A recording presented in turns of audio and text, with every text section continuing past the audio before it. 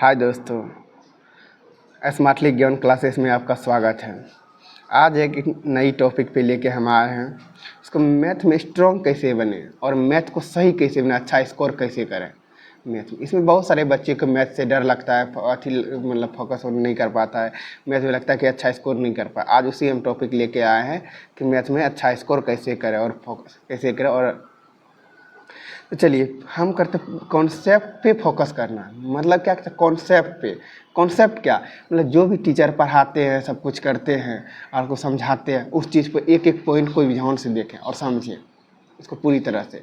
और मैथ का भी ध्यान से पढ़ें। और तब तक जब तक कॉन्सेप्ट आपका क्लियर नहीं होगा तब तक आपका क्वेश्चन नहीं बनेगा, क्वेश्चन आपका नहीं बनेगा। इसलिए आपको पहला होना चाहिए कि जो टीचर पढ़ाते हैं उसको आप क्या करना चाहिए, कॉन्सेप्ट क्लियर होना चाहिए। क्या सर समझाएं, कौन सा टॉपिक बताएं, क्या सवाल बताएं, उस सवाल को क्लियर होनी चाहिए। Second topic, daily practice. Math में जब तक आप प्रैक्टिस नहीं कीजिएगा तब तक नहीं हो सकता। इसीलिए जितना प्रैक्टिस कीजिए उतना ज़्यादा मैथ बनेगा, बेसिक होगा क्लियर, और उतना ज़्यादा स्पीड बढ़ेगा। एक हम कहानी सुनाते हैं आपको, एक कहानी सुनाते हैं। एक लकड़ी काटने वाला का कहानी सुनाते हैं। एक लकड़ी काटने वाला एक दिन में 100 पेड़ काटता था। एक दिन में कितना 100 पेड़ काटता था। वो 2 दिन 3 दिन 4 दिन तक काटने लगा। वो आ गया स्कोर, आपको उसको कितना आ गया, 20 पे आ गया। एक दिन में 20 पेड़ काट रहा था। जो एक दिन में 40 पेड़ काटता था, जो एक दूसरा था, जो दूसरा बंदा था, वो एक दिन में 40 ही पेड़ काटता था। लेकिन वो क्या करता था, 40 पे डेली काटता था। अब देखिए, एक 100 काट रहा था और एक 4 दिन में 100 काट रहा था। वो एक पहला दिन 100 काटा, उसके बाद आके 20 का स्कोर आ गया। लेकिन जो 40 काट रहा था वो आ गया कितना, 100 पे। अब इसमें अंतर क्या है, अब ये 100 वाला 20 पे आ गया और 40 वाला 100 पे आ गया। अब ये 100 वाला क्या किया, सिर्फ काटने में रहा, फोकस किया सिर्फ काटने में। हाँ, और ये क्या किया, उसके साथ धार में भी फोकस किया। उसको कैसे धार करना है, जो धार भी तैयार करना है उसमें, कि जिससे है अच्छा पकड़े। इसी तरह पढ़ाई भी है। पढ़ाई में भी क्या है, आपको जब तक कॉन्सेप्ट आपको पढ़ाया गया टीचर, जब तक आप रिवीजन या प्रैक्टिस नहीं कीजिएगा तो उसका कोई भी वैल्यू नहीं है। वो क्या होगा, 2 दिन में ख़त्म हो गया, 4 दिन आप तक रहेगा, उसके बाद आपका धीरे धीरे स्लो हो जाएगा। टॉपिक नंबर 3, मैथ क्या है। मैथ को याद नहीं करना है, मैथ को कभी भी याद नहीं करना।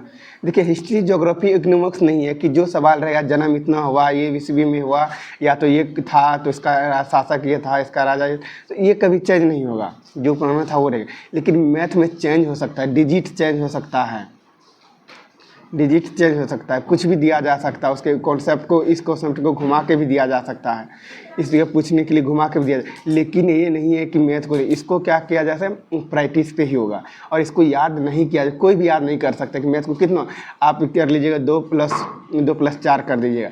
2+3 करने के लिए क्या आपको याद करके रखिएगा, नहीं, इसको करना पड़ेगा। 2+3 जोड़ने के बाद ही 5 होगा। और याद, इसीलिए इसको मैथ को याद नहीं किया जा सकता। इसको क्या है, सिर्फ समझा जा सकता है और प्रैक्टिस करके बनाया जा सकता है। टॉपिक नंबर 4, फार्मूला का समझ। ये क्या हुआ, फार्मूला क्या है। फार्मूला को 2 तरह से किया जा सकता है। आपको याद भी कर सकते हैं और इसे समझा भी जा सकता है, इसे समझा भी जा सकता है। अब देखिए, कॉन्सेप्ट दोनों याद करने वाला।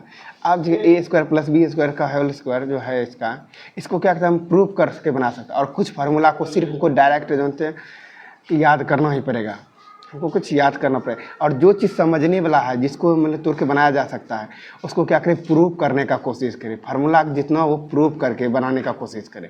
और जिसको नहीं प्रूव किया जा सकता है, जो उसको क्या करें, आप रट सकते हैं। इसमें कोई याद करने के लिए रट सकते हैं, कोई दिक्कत नहीं। लेकिन जो है ज़्यादा करके फार्मूला को प्रूव करके कैसे हुआ, क्यों हुआ, वो प्रूव करें। जब वो फार्मूला प्रूव कर लिए तो आपको फार्मूला माइंड बनेगा। और 50% से 60% ही फार्मूला पे ही क्वेश्चन बनता है। आप कोई भी कॉन्सेप्ट नहीं भी जान रहे, लेकिन फार्मूला उस क्वेश्चन का, कॉन्सेप्ट का याद है, तो आप उस पर बैठा कर कोशिश करके आप बना सकते हैं। लेकिन आपको पहला है कि क्वेश्चन आपको याद होना, फार्मूला याद होना ही चाहिए। कुछ भी हो, लेकिन फार्मूला, आप कुछ भी नहीं कर पा रहे लेकिन फार्मूला याद कीजिए। इसमें क्या होगा, 50% सवाल में आप टच कर सकते हैं फार्मूला याद रहने पे। जब आपको फार्मूला याद नहीं है तो समझिए फिर 0% पे भी आप नहीं कर सकते। आप कॉन्सेप्ट वो नहीं है तो आपको फार्मूला रहेगा, तो फार्मूला से आप कॉन्सेप्ट क्लियर करके उससे सवाल को बना सकते हैं।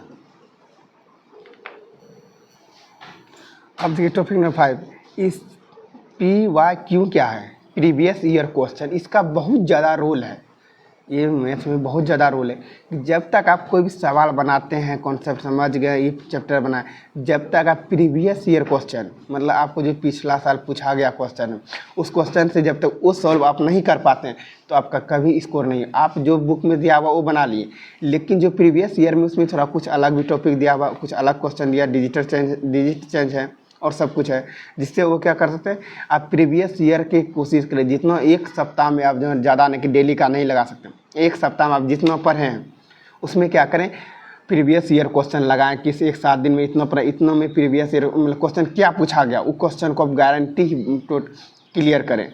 जब तक आप प्रीवियस ईयर क्लियर नहीं होगा तब तक आपका कॉन्सेप्ट समझिए कि क्लियर नहीं है।